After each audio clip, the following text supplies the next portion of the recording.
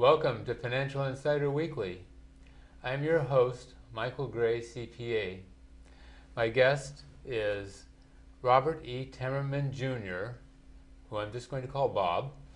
And Bob is an attorney specializing in estate planning, incapacity planning, and estate and trust administration. He is a partner and founder of Temmerman, Silly, and Coleman, LLP in San Jose.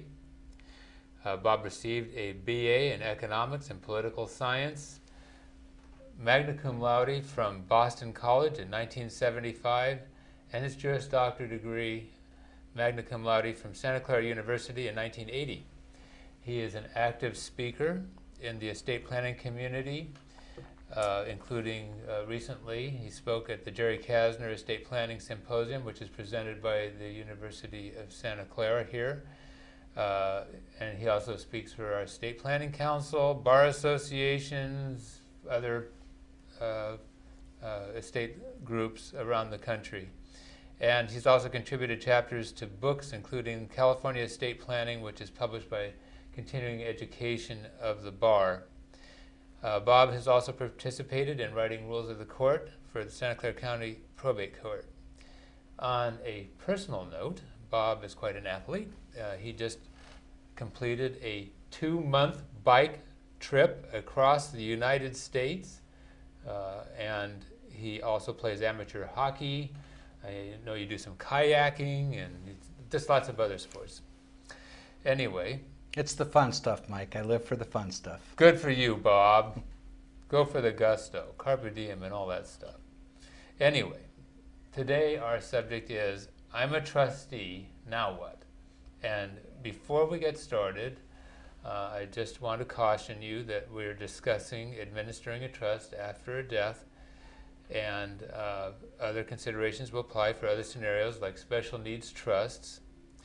And also that we want you to consult with an attorney when you're administering a trust.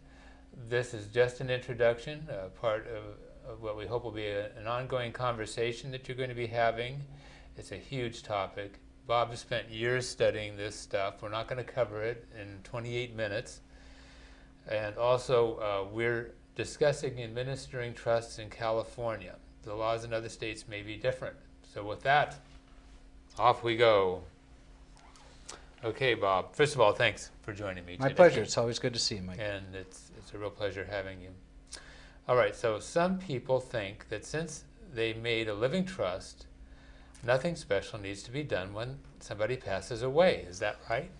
That's a common misconception, Mike, that oftentimes living trusts have been sold, and I'll use the word sold as opposed to explain to a client, that if you have a living trust, there's no need for any sort of probate or court supervision following death. And the answer is yes, that may be true, provided that the assets that have been fully transferred into the living trust, there might not be a need for court supervision, but there's still a need for administering this trust in a post-death context. There's still a need for having a successor trustee assume the role following the death of a settlor. The settlor is the person who created the trust, who is oftentimes the initial trustee. So the same rules that apply in probate, the general rules of collecting the assets, paying the decedent's debts, and ultimately distributing the property still has to occur. Mm-hmm. And it doesn't have to occur necessarily under court supervision, but that doesn't mean that it happens like that. Mm-hmm. So there's still a need for what we would call trust administration. Yeah, I'm trying to remember when this happened, but I had one of the clients, actually I was administering or helping out with a trust where father had passed away, and then I'm looking at some of the assets that he had and so forth, and it turned out that grandma and grandpa had passed away, 30 years ago, and their stuff hadn't been taken care of. We actually, you laugh, but that's actually fairly common. We've administered multi-generational trust because no action was taken at the first death. And for the family homestead, if the survivor is living in it and then the only child is living in it and no one is kicking you out of the house, there's not a real big incentive. But there are needs to be taken care of and addressed. So if you're named as a successor trustee under a family member's trust or under a neighbor's trust or a friend's, I would encourage all your viewers to make sure they consult with an attorney to determine what are some of the steps I have to take, because there are a number of steps that need to be taken. And remember to let the successor trustee know that they're a successor trustee. True. All right.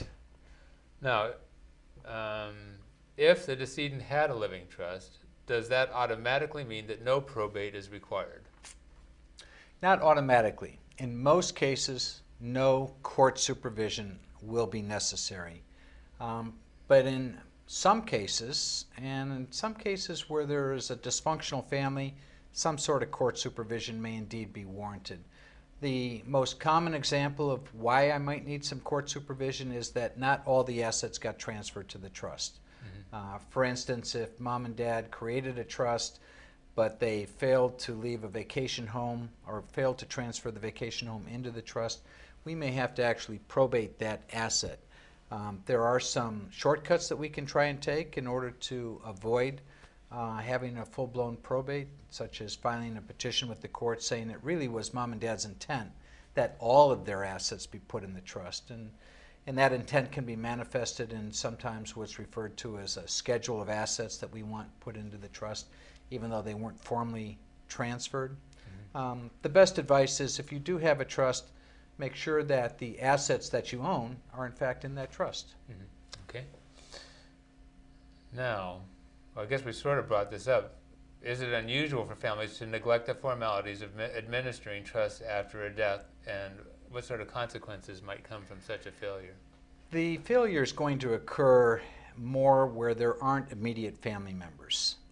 There might be distant relatives, siblings, or more distant relatives, nieces and nephews. In a situation where there's a spouse or there's children, typically we're not going to, or we're going to administer that trust.